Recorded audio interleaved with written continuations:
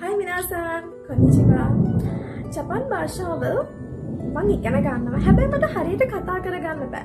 කතා කරන්න ගියාම ස්ටක් වෙනවා. සමහර වෙලාවට අනිත් කෙනා කියන දේ මට හරියට තේරුම් ගන්න බෑ.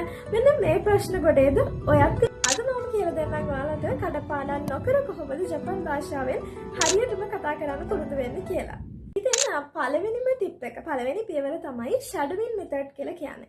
shadowing method කියන එක ජපන් භාෂාවට විතරක් නෙමෙයි වෙනත් භාෂාවලටත් ආවේනික ගොඩක් වැදගත් ඒ වගේම තමයි ගොඩක් powerful concept එකක්. ඉතින් මේ shadowing method කියන එක තේරුම ගත්තොත් ඔයා ජපන් පුංචි වීඩියෝ එකක් ගන්න. ඔයාගේ level එකට අදාළ පුංචි වීඩියෝ එකක් හොයාගන්න YouTube එකෙන් හරි නැත්නම් NHK website එකකින් ඔයාට මේක හොයාගන්න පුළුවන්. හොයාගෙන මේ වීඩියෝ එක ඔයා එකපාරක් බලන්න. බලන්න ඒ කට්ටිය කොහොමද ඒක ප්‍රොනවුන්ස් කරන්නේ නේටිව් ජපනීස්ලා කොහොමද මේක ප්‍රොනවුන්ස් කරන්නේ කියලා ඔයා මුලින් බලන්න. ඊට පස්සේ ඔයා ඒ ප්‍රොනවුන්ස් කරන එක අහගෙන ඉඳලා ඊළඟට ඔයා තනියම ඒ තියෙන වචන ප්‍රොනවුන්ස් කරන්න තනියම කියන්න.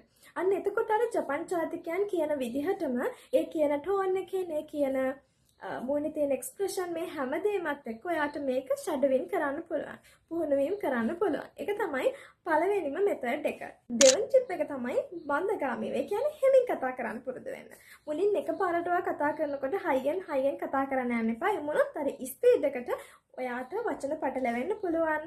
ඉතින් ඒකත් එක්ක හරියට කතා කරගන්න බැරි වෙන්න පුළුවන්. ඒ නිසා ඔයා හෙමින් කතා කරන්න පටන් ගන්න. තුන්වෙනි මෙතඩ් එක තමයි ඔයා ජපන් කතා කරනකොට ලොකු දිග වාක්‍ය පාවිච්චි කරන්න යන්න එපා. එහෙම වුණොත් ඔයාට පටලැවෙන්න තියෙන දෙකට ගොඩාක් වැඩිවත් දන්න දේවත් වලට හරියට කතා කරගන්න වෙන්නේ නැහැ.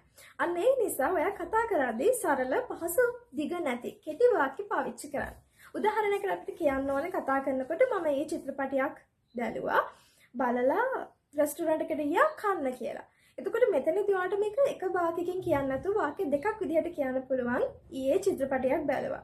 කියනවා ඒකව මිමස්තා ඊට පස්සේ ඔයාලට වෙනම වාක්‍යයක් විදිහට කියනවා සොරේ කරා රෙස්ටුරාන්ට් කිමස්තා ඊට පස්සේ රෙස්ටුරන්ට් එකට ගියා. ඉතින් ඔන්න ඔය විදිහට කෙටි වාක්‍ය වලින් ඔයාගේ කතාව කරගෙන යන්න. ඊළඟ පවර්ෆුල් හතරවෙනි පියවර තමයි ඔයාගේ කටහඬ රෙකෝඩ් කරගන්න. මොකද්ද මේ? ඔයාලට පුළුවන් ඔයාගේ ෆෝන් එකේ ඇප් එක හරහා රෙකෝඩ් කරගන්න ඔයා මොන හරි පුංචි දෙයක් ගැන කතා කරන්න. උදාහරණයක් ගත්තොත් ඔයාට මේක පුළුවන් මොන හරි දෙයක තියෙන දෙයක් ඔයා කියවන්න. එහෙමත් නැත්නම් ඔයා ගැන කියන්න. ඒ වගේ ඔයා කැමති දෙයක් ගැන ඔයා කතා කරලා මේක ඔයා රෙකෝඩ් කරගන්න. ඊට පස්සේ ඔයාට මේක නැවත අහන්න පුළුවන්. ඔයාට අහනකොට ඔයාට කොතනද වැරදුනේ? ඔයාට කොතන මොන වගේ උච්චාරණද වැරදුනේ? කොහෙද ඔයාට කතා කරගෙන යද්දි ස්ටක් වුනේ කියලා ඔයාටම බලන්න පුළුවන්. ඉතින් ඒ නිසා මෙතන මෙන්න මේ concept එකෙන් ඔයාට ගොඩක් ඔයාගේ වැරදි හදා ගන්න පුළුවන්. ඉතින්